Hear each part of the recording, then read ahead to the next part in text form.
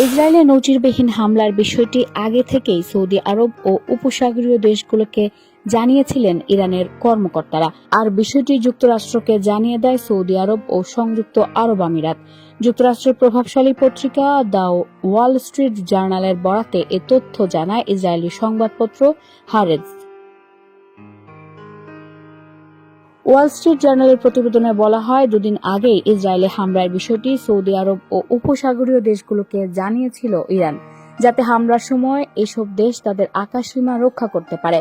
কিন্তু সৌদি আরব ও ইউএই সেই তথ্য যুক্তরাষ্ট্রকে জানিয়ে দেয়।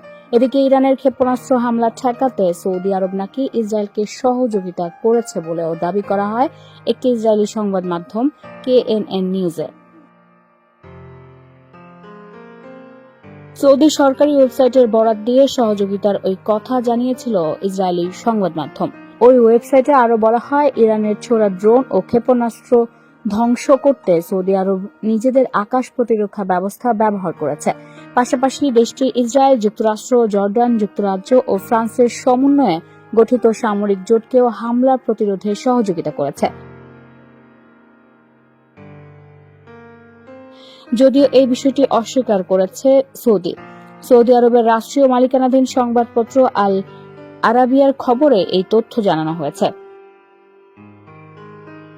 সৌদির একাধিক সূত্র আল আরাবিয়াকে বলেছে, ইসরায়েলের বিরুদ্ধে ইরানের চালানো হামলা ঠেকাতে সৌদির অংশগ্রহণ সম্পর্কে যে ওয়েবসাইটের বরাত দিয়ে বিবৃতি প্রকাশ করা হয়েছে, আসলে সৌদি আরবের এমন কোনো সরকারি ওয়েবসাইট নেই।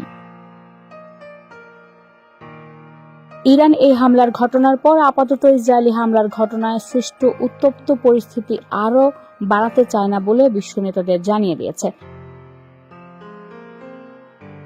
একই সঙ্গে ইরানের স্বার্থের উপর নতুন করে কোনো ধরনের আগ্রাসন চালানো হলে তাৎক্ষণিকভাবে তার কঠোর জবাব দেওয়া হবে বলে হুঙ্কার দিয়েছে তেহরান। আর ইসরায়েলি সামরিক বাহিনীর chief of staff Herzi Halevi বলেছেন, গত 1 এপ্রিল দামেস্কো ইরানের দূতাবাস ভবনে বোমা হামলার প্রতিশোধে ইসরায়েলের উপর ইরানের হামলার পাল্টা হামলা চালানো হবে। এটা একেবারে নিশ্চিত।